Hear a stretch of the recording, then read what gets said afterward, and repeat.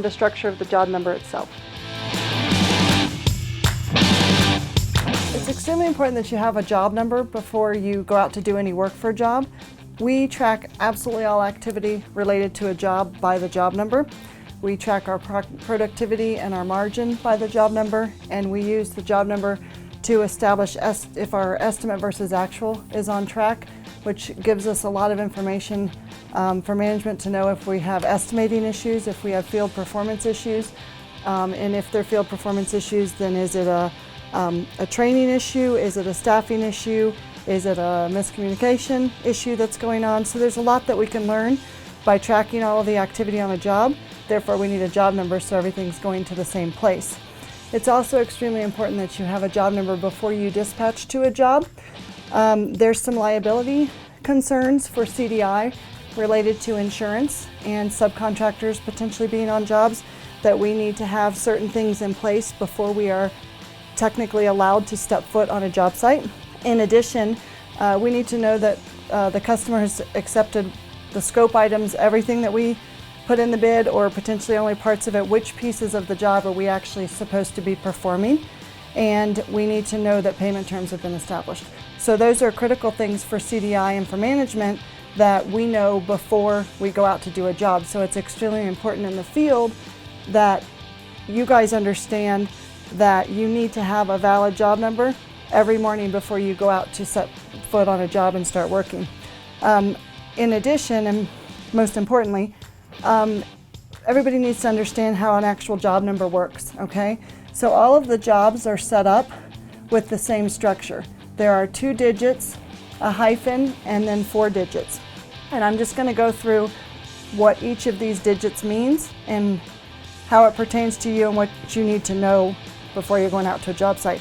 It'll help with tracking costs, it'll help for payroll for your time cards, and it'll help minimize job cost transfers after the fact if things were coded wrong that could have been caught because somebody noticed the job number didn't look quite right to them. So we're going to go through this. The first digit here is related to the office that the job is working out of. So if it is a number 1, if it's the main office, it'll be a number 1. If it is the north office, it will be a number 2.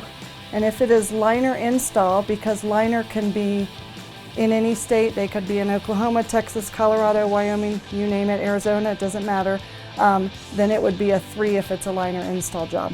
So that's what the first digit is, and obviously we have room to grow if we have more offices. The second digit is related to the year. So right now, most of these are all 5s, most of the jobs you're working on, because it's 2015. Anything that you're working on that has a 14 or a 13 means it's an older job that's still going.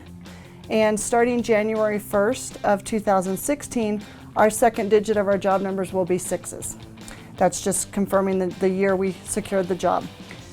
The hyphen is always there, and then the next digit, which is the first digit of the 4 after the hyphen, is related to the type of work that we are doing. We call them divisions, but it's predominantly more the type of work simply because our North Division does all types of work. So it's not as specific as a division, it is a type of work being performed. So if we are doing landscape work, then that number will be a 2. If we're doing maintenance or design build or snow, then that number is going to be a 4. If we're doing reclamation work, it will be a 5. Erosion control would be a 6. Liner work would be a 7. And civil would be a 9. If you'll notice, there's some digits missing there. We're not currently using 1, 3, or 8.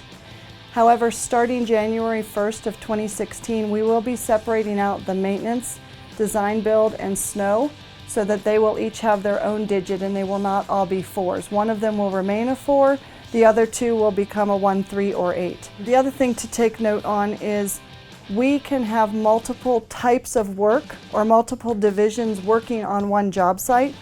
So we could have the same job number with a different digit in front of it. So let me tell you first that the 3 digits on the last is simply a sequential job number, okay? So we could have job number 180 as the last 3 digits. It could have a 4 in front of it for the maintenance division to be out there. It could have a 2 in front of it for landscape to be out there. It could have a 9 in front of it if civil's going to be out there. So the type of work would change by who's performing for that job number, but the sequential number would stay the same. And this is important because if you are, say you're a maintenance worker and you're going to work for landscape that day, you're not going to code your time to a 4 job number because the job you're working on is a landscape job, so it would be coded to a 2.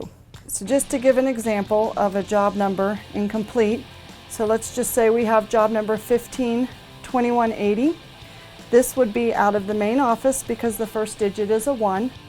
It would be a job we started in 2015 because the second digit is a 5. It's a landscape job because the first digit after the hyphen is a 2. And it's the 180th job that we secured this year. So that's an example of what we can tell just by looking at the job number that we would like everybody to start getting familiar with and paying attention to. It will help again with time cards, with payroll, with missed time, correcting costs, and all things like that. That's everything. Thanks.